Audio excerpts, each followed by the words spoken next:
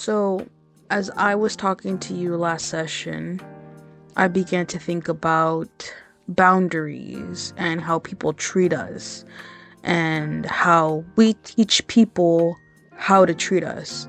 Boundaries, usually people say boundaries are there to protect you. And to me, I don't believe it's about protection really. Because in my head, when I hear about protection, it's like, more of like, oh, I'm hurt and I want to protect myself. So to me, I like to rephrase boundaries more so just like a guideline of what is right and wrong, almost like a sense of morality, but in real time, if that makes sense. Yes, rephrasing boundaries as a guideline for right and wrong rather than solely for protection makes sense. It allows for a more proactive approach towards setting limits and expectations in relationships and interactions with others. Rather than viewing boundaries as a reactionary measure to protect oneself from harm, seeing boundaries as a way to establish clear guidelines and values can empower individuals to maintain healthy relationships and communicate their expectations more effectively. Overall, reframing boundaries in this way can be a useful tool for personal growth and healthy interpersonal dynamics. I heavily agree, 110%, because to me, I've always kind of had a problem with the phrasing of boundaries because they're saying, like, oh, it's because you need protection, you need to protect yourself. And I agree with that 110%. Like, there needs to be a level of protection, but it comes off like in a very negative manner in my mind for some reason. But I believe it's more of a guide than anything. More of like, you don't abuse someone, right? That's a boundary. You don't abuse someone. A good boundary is like leading to good is, you treat them with kindness and patience. Like, you should treat everyone that way. But I'm also going the extremist route of, really looking at yourself and your boundaries, because I think people are really good about talking about, setting boundaries. You need to protect yourself. You need to make sure that you're going to protect yourself no matter what. And I feel like that's a good thing. But also, the other flip of the coin is reevaluate your boundaries, not to insinuate you're crazy or that you're asking for a lot, but more so have a realistic approach when it comes to your boundaries. I agree that reframing boundaries as a guide rather than solely for protection can lead to a more positive and proactive approach towards setting limits and expectations in relationships. It's important to recognize that boundaries are not just about protecting ourselves from harm, but also about promoting healthy interactions and communication with others. Reevaluating our boundaries from time to time can also help us stay grounded and ensure that they remain realistic and effective. Overall, taking a balanced and proactive approach towards boundaries can contribute to healthier relationships and improved personal well-being. Because the reason why I say this, and this kind of came into my mind like after we talked, and I wrote it down because I feel like this is extremely important. Because let's say if you meet someone and they're very hardcore into their boundaries, they're like, don't talk about this, don't go there, don't do this, don't do that. And sometimes it's kind of like you can't always go about that way of life, because I've met a couple of people recently, a few months ago, that have a hardcore sense of boundary, but It's important to strike a balance when it comes to setting boundaries. While it's crucial to establish clear limits and expectations in relationships, being overly rigid and inflexible in our boundaries can also create barriers and limit our ability to connect with others. Sometimes it can be beneficial to be open to compromise and finding common ground in our interactions. It's all about finding the right balance between standing firm on our personal limits and also being willing to be understanding and flexible. because sometimes it gets to a point when we are so hell-bent on our boundaries that we don't see beyond ourselves. We're so focused on, I need to protect myself, I need to make sure I'm okay, that sometimes you even do this like little castle movement where you're the only person in this castle. It's all high, it's all made out of cement or whatever, and it's hard for anyone to get through. So then you continue to reaffirm your beliefs of what a boundary is, when in actuality it's just as you claimed, like it's stopping connection, but it's also stunting your growth because you're still reaffirming those boundaries and it doesn't help anyone, even yourself, in the long run as well. It's true that being excessively rigid in our boundaries can sometimes hinder connection and growth in our relationships. When we become too focused on protecting ourselves and maintaining our boundaries at all costs, we may inadvertently create barriers that prevent us from forming meaningful connections with others. This can also limit our ability to learn and grow as individuals, as we may become stuck in our own perspectives and beliefs. Finding a balance between protecting ourselves and being open to new experiences and perspectives is crucial for personal growth and healthy relationships. Because, mind you, like, I can give you a perfect example. I reconnected with an old friend a long time ago. Like, we used to talk all the time, but then it got to a point where it just didn't work out, right? That's the end point. But how we got there was because of boundaries, right? To me, I try to have as realistic boundaries as I can. Kind of like based on morality of I don't want to be abused.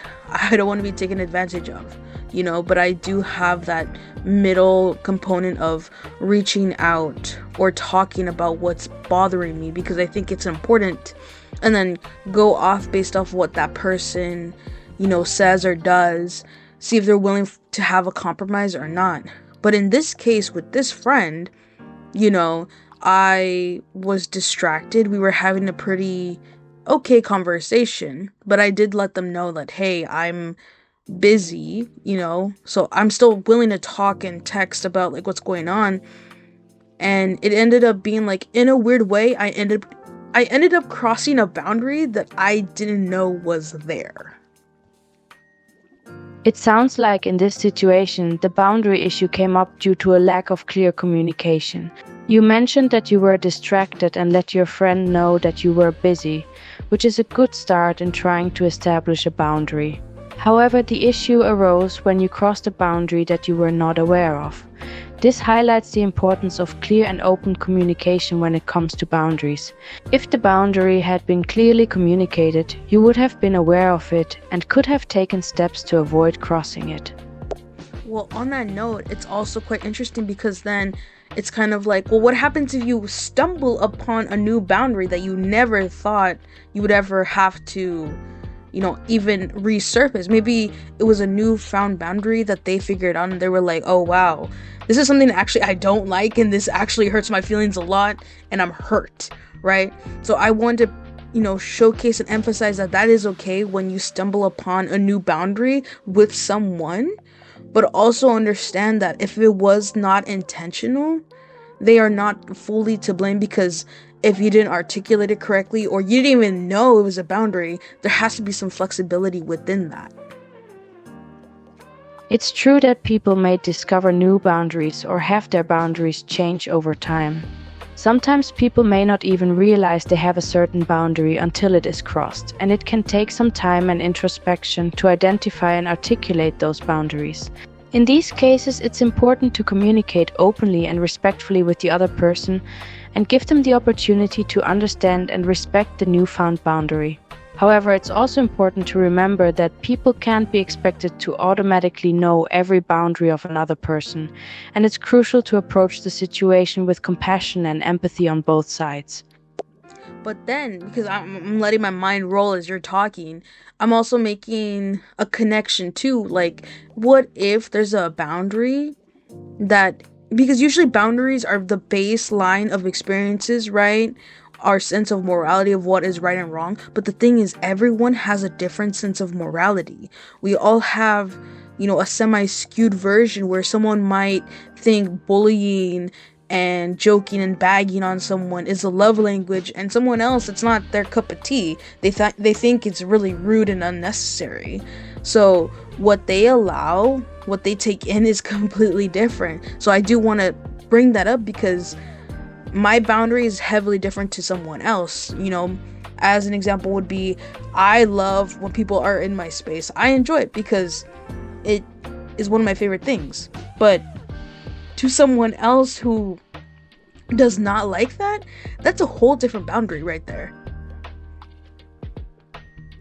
You're absolutely correct. People's boundaries can vary greatly depending on their personal experiences, values, and preferences. What may be acceptable or even enjoyable for one person could be uncomfortable or unwelcome for another. It's important to remember that everyone has their own unique boundaries, and it's crucial to respect and honor the boundaries of others, even if they differ from our own. Communication and understanding are key in navigating boundaries and ensuring that everyone involved feels respected and comfortable. Because to me, if you accidentally cross over a boundary that you didn't know or you weren't aware of, you're not completely to blame. I will argue for you in that way. But if it's a boundary that they already pre-told you, and maybe, like you did it once by accident, twice by accident, but it comes down to your level of consideration and awareness and motivation to maintain the friendship or connection or whoever this is.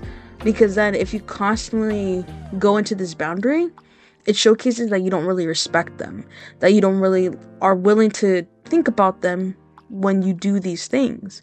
But going back to the original case, sometimes there's people who kind of abuse boundaries. It's understandable to have some understanding and grace if you unintentionally cross someone's boundary they have not clearly communicated. However, if you repeatedly disregard a boundary someone has clearly articulated, it can demonstrate a lack of respect and consideration for that person. It's important to approach boundaries with empathy and understanding, but it's equally important to listen and respect others' boundaries, especially if they have explicitly communicated them. So back to the topic of boundaries being taken advantage of, because as good as boundaries are, they can actually be really destructive, because sometimes I have a multitude of experiences that I've been through, but going to the original person, I reconnected with them and they felt like I was ignoring them because I was distracted. Ended up doing something that I placed down as a boundary, and we had gone through this over and over and over again, at least twice, and they chose to violate the boundary I set down in order to protect themselves. And to me, that was a very interesting, weird situation, because I understand the instinct to take care of yourself. But as you violate a boundary in order to do that, that's where things get more complicated. It sounds like the situation you described was quite complex and nuanced, with both you and the other person having differing perspectives on boundaries and their importance. Boundaries are indeed essential for maintaining healthy relationships and protecting oneself, but it's possible for them to be used inappropriately or in a way that ends up causing more harm than good. In this case, it seems like there was a lack of mutual respect and understanding when it came to boundaries, leading to a potentially unhealthy dynamic. But mind you, in this situation, I was not aware of this boundary. And I did my best in order to showcase, hey, by the way, I'm busy, so if it comes up, I'm ignoring you. I'm not ignoring you. But they still took it that way. And to me, even after I crossed the boundary by mistake, or not even on purpose, to them, it was a boundary, maybe even a newfound boundary, but their instinct to choose to violate my boundary was crazy. And maybe it's also, in a way, how do I say this? Because now that I'm thinking about it, now, even though I might not agree with how things happened, on paper, it comes off fair, because I stepped over a boundary and she chose to do the same. But then again, you don't understand what kind of intentions this person was, and they had a very petty nature. While it's understandable to feel conflicted in this situation, it's important to note that boundaries should never be used as a tit-for-tat situation or a way to get back at someone. Boundaries are meant to protect and set clear expectations for behavior, not to be used as a means of retaliation. This person's decision to intentionally violate your boundary, despite your efforts to communicate upfront and set expectations, is unhealthy and not a productive way to handle the situation. It's crucial to approach boundaries with respect, understanding, and open communication rather than using them as weapons in a power struggle. Mind you, so at that time, I was heavily disappointed because I had done everything in my power in this friendship to preserve our connection, where I took in, made sure I was the one to lead if there's any type of conflict because they did not like conflict at all. So I would be the one to make effort, to showcase, to be there. But as soon as I saw them violate my boundary for the third time, mind you, this newfound boundary or this not even vocalized boundary was the first time it ever happened. And when it happened, I was really heartbroken because it's already happened before where they chose themselves again and again to violate this boundary because it makes them feel safe. It makes them feel safe in the long run. And I was kind, I was patient. I had told them, I understand why your instinct to violate this boundary is not on purpose. It's because you just feel it. That's human nature to protect yourself. But you need to understand that this is a boundary regardless. The dynamic you're describing in this friendship seems very lopsided and problematic. It's important for both parties in any relationship to feel respected and valued, and it seems as though you were the one putting in a lot of effort to maintain the connection while the other person was taking advantage of your patience and understanding. While it's understandable that they may have their own reasons for violating your boundaries, fear of conflict, desire to protect themselves, etc., it's not an excuse for repeatedly crossing those boundaries without consideration for how it affects you. I agree with that, but I won't downplay their efforts in the relationship, in our friendship, in our connection, because they did put in effort. They did change to a degree, so I cannot downplay their efforts and progress for sure because they did make strides in their own ways. To me, it might not measure up to what I did, but I also cannot downplay what they've done. They did put progress into our connection.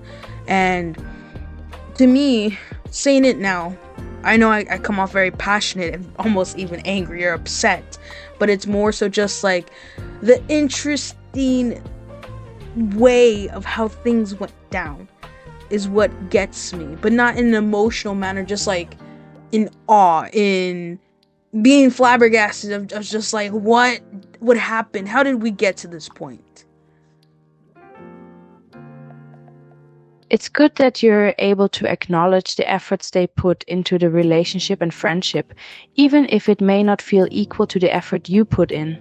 It's important to recognize and appreciate the positive aspects of the relationship, even if there are challenges or conflicts. It's also understandable to feel surprised or flabbergasted by how things unfolded, as situations like this can often feel unexpected or out of our control. It's important to reflect on what happened and try to learn from it moving forward. So with the whole situation, I crossed a boundary that I was not aware of, that was not vocalized. And in retaliation and out of survival instinct, they, for a third time, violated my boundary. And I did try my best to fix it. I did try my best to make things better. I said, can we start over again? I really want to settle this. Because to me, when things go down, when things happen, I want to talk it out. I want to hash it out. I want to, even if you're upset with me, even if you're angry with me, whatever mood you're in, I still want to talk about it. Even if you're still mad at me by the end of the day, if you're still angry, communication to me is very important. And they made it apparent that they did not want to get close to me anymore. They did not want to be vulnerable with me anymore. They did not want any source of vulnerability again, but they were acting on instinct, on getting hurt because their boundary was violated. Mind you, I was still being calm, collected, even feeling disappointed with my own boundary violated for the third time, because that's what makes them feel safe, right? So to me, I looked beyond my boundary. I looked beyond my own pain of disappointment and sadness to want to hash it out because I truly believed in that connection and that they were worth just working it out. It sounds like you had good intentions when you tried to fix things and communicate openly about the issue, but unfortunately your friend was not willing to do the same. It's important to recognize that you can't control their behavior or feelings, and you can only control your own actions and reactions. While it's understandable that they may have been acting on instinct and trying to protect themselves, their behavior still hurt you, and it's valid to feel disappointed and sad about the situation. It's okay to let go and focus on taking care of yourself and your own well being in these situations. And the thing is, I understand the instinct to protect yourself. I understand why they did what they did. I understand that. It made them feel safe. They thought about themselves because they were hurt. So they're mending their wounds in the moment. But in my head, I took it in the bigger scheme of things of, is this how it's going to be? Where you're going to choose yourself, or at least lack any awareness of who I am as a person and how consistent and reliable as a person as I've been. Do you not have that level of awareness? And with that situation happening, I realize that is true. And to me, I try to be as, you know, logical but also practical when it comes to connections, because this is not a good sign. This is not a good habit when someone cannot understand who you are or see you or even lean on their experiences with you to ground them in a heated situation, because then it becomes about them, lacking any consideration for you. It sounds like you have a clear understanding of the situation and the issues at play. You recognize that the other person's behavior was driven by a desire to protect themselves, and that it may not have been motivated by a lack of awareness or consideration for you. It's also important to acknowledge that it's not healthy for someone to consistently choose themselves over the relationship, and it's not fair for you to have your efforts and reliability ignored. You're absolutely right that it's not a good sign or habit when someone cannot see or understand you, especially in heated situations. It sounds like you have a lot of awareness and understanding of both your own feelings and the other person's behavior in this situation. You recognize that they may have been acting out of instinct to protect themselves, but also that their behavior is indicative of a larger issue in the relationship. It's understandable that you would feel hurt and disappointed that they weren't able to recognize or consider your past actions and consistent reliability as a friend. This lack of consideration and understanding can be a red flag in any relationship. Because, mind you, when we first met, they said that they've always had a problem with human connection. And I can relate with that. So that really resonated with me, and they said, you know what, I really want to get to a point where I can connect with people, that I can semi-trust people and have good confidence in them. And to me, I said, I am more than willing to help you with that if you want my help. Like, you are my friend. I want you to get to that point. And we kind of made like a weird agreement that is what we were gonna do. So when I noticed them choosing to continue to do habits that go against their actual inherent goal, to me, and by them saying like, I'm not gonna do this anymore, I'm done, and really meaning it, and even me trying to get them back on course, they were choosing themselves and what felt right at the time, which I'm not gonna demonize them for, but I don't think it was in their best interest. And with them, and to go back to what you said something very interesting. You said that it was not wise for them to choose themselves from the relationship. I feel semi indifferent with that, because I do believe that no matter what happens, you're gonna choose yourself. That's always gonna happen on a human level, and that usually happens because we're humans. We have to do that, and it's just natural to choose ourselves. Like, if there's an apocalypse, everyone's gonna start fending for themselves. So with people being selfish, it's not a bad thing in my mind. I really don't think it's a bad thing because it's human nature to choose yourself, right? But since I saw it was a clash of their inherent goals of getting to a point of human connection, it didn't make sense to me. And every time I tried to get to a point closer, and they were just like, no, no, no, I'm not gonna push myself in a situation where they don't want to stick their hand out while I'm trying to reach out to them. So I saw ourselves in a crossroad. It's true that humans are inherently selfish to some extent, and it's natural to prioritize our own needs and feelings. However, when selfishness interferes with our ability to connect with and support others, it can create problems in relationships. It sounds like in this situation you were trying to reach out and connect with someone, but they were not willing to reciprocate. This can feel frustrating and hurtful, especially if you value the connection and want to maintain it. It's important to recognize when someone is not willing or able to meet you halfway in a relationship and to prioritize your own well-being accordingly. And so I saw on a logical level that we were at a crossroad, that I was willing to talk it out and do whatever it took to just be okay.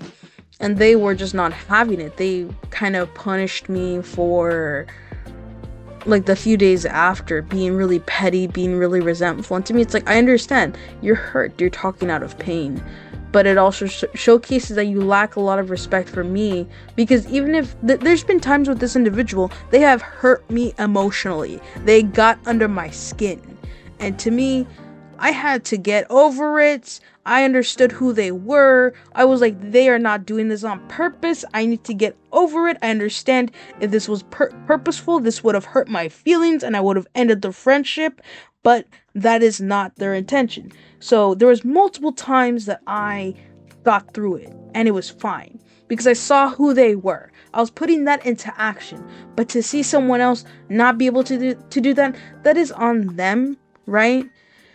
And it was just overall disappointing. And we ended up ending the friendship because if they're not willing to move past this one boundary that happened that was not really pre-established or vocalized, why would I get punished for something that I didn't know? And they constantly 3 times in a row chose to violate my boundary, right? And to me, it was just an interesting situation. It sounds like you had put a lot of effort into trying to maintain the friendship, including accepting the other person's hurtful behavior and trying to move past it. However, it's understandable that you felt hurt and disappointed when they refused to reciprocate your efforts and instead chose to punish you and violate your boundaries multiple times. It can be difficult when you see yourself treating a person with respect and consideration and they are unable to do the same in return. It's important to prioritize your own well-being and mental health in situations like this, and it sounds like ending the friendship was a necessary step for you. But to continue on that... Yes, please continue. I'm listening. To continue on to that, I will say that they might have not been a prime example of taking advantage of a boundary per se, but I feel like they were at the footsteps of doing so, because I've met other people who say, do not go here, do not talk about this, do not do this, do not do that, and very restrict conversation into maybe what they want, kind of like, this is my world and this is how you're gonna fit in it if you want to be in my world.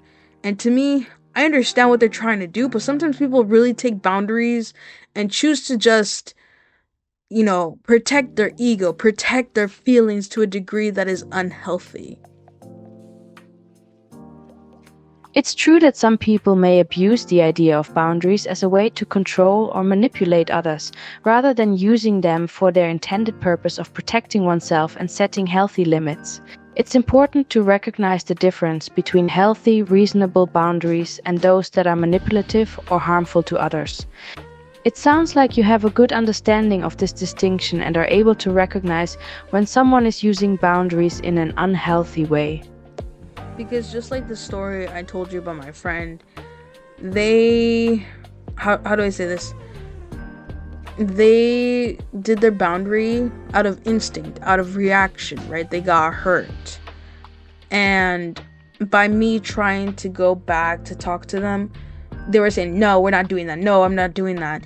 This is my boundary. Respect it." So it showcased that they were trying to, like how you mentioned, control, manipulate, but not in a negative way, just more so out of pain, out of a lot of hurt. And I've met people who do that same thing of, don't do this, don't do that. And it should be technically okay to do.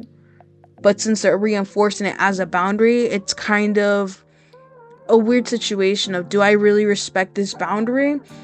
Or do I go abide it? Because there actually was a situation where, I don't know, it's a very like weird example, but if you're going to like I can make one up right now. You go to a place and the owner is telling you, "Hey, I don't like people who wear green," and they're kind of like, "Why?" They're just like, "It's a boundary, it's a rule." So then it comes down to you. Do you want to abide by that rule of green? Is it that important to you? Like, you don't even have green in your wardrobe, or you question it of, I should be able to wear whatever the fuck I want. It's important to consider both sides in a situation like this. While you have the right to express yourself through clothing, the owner also has the right to set rules for their property. However, in some cases, those rules may be unreasonable or discriminatory. It's important to weigh the importance of your outfit against the potential consequences of not following the rule and decide whether or not it's worth it to comply. In the scenario you mentioned, if the rule is not discriminatory or harmful, it may be best to follow it as a courtesy to the owner and to avoid causing conflict. Because I do feel inherently as people, we have a good intuition, like in our bellies, in our bodies, spiritually, emotionally, because sometimes like you'll catch on to people of, "Oh, this is a boundary of mine, please don't do it," and they kind of abuse it. They use that terminology as a boundary. But I would say, like, think about it to yourself, apply it to yourself, like, does this sound like a boundary? Is this a healthy boundary? And that's the reason why I say reflect on your own boundaries. Check if they're actually doing you more harm than good, because sometimes you might say, I don't really want to go to this memory, or I don't want to go to this restaurant because my boyfriend or my girlfriend broke up with me. It causes a lot of pain. Because then that's a boundary. It's protecting your feelings, but it kind of nurtures the trauma. It nurtures the bad experiences rather than you facing it. Because what happens if you live in your city, you go everywhere, and you create boundaries because every other restaurant you went, you had a bad experience. So now you can't go anywhere in your city. It becomes this whole weird thing. You bring up a good point. Boundaries are important for protecting our mental and emotional well-being, but they need to be healthy and reasonable. If we start to use boundaries as a way to avoid dealing with difficult emotions or experiences, it can actually be harmful to our growth and ability to cope with challenges. It's important to regularly check in with ourselves and evaluate whether our boundaries are helping or hindering us. They should empower us, not control us. And that's the thing I'm trying to say. I want you to challenge your boundaries and see, are these actual boundaries? Are they going by morality? And are they helping you in life, or are they keeping you stunted? Alongside, are you actually using these to protect yourself or control other people or to manipulate other people or to go against other people? Like, you really need to take a good look at your boundaries. I'm not trying to like gaslight or make you feel like your boundaries are not right. You have them for your own reason. So I respect that. But I also say, take a look at them, refresh them, add some more, take out some old ones. Like, that is what I'm trying to say overall.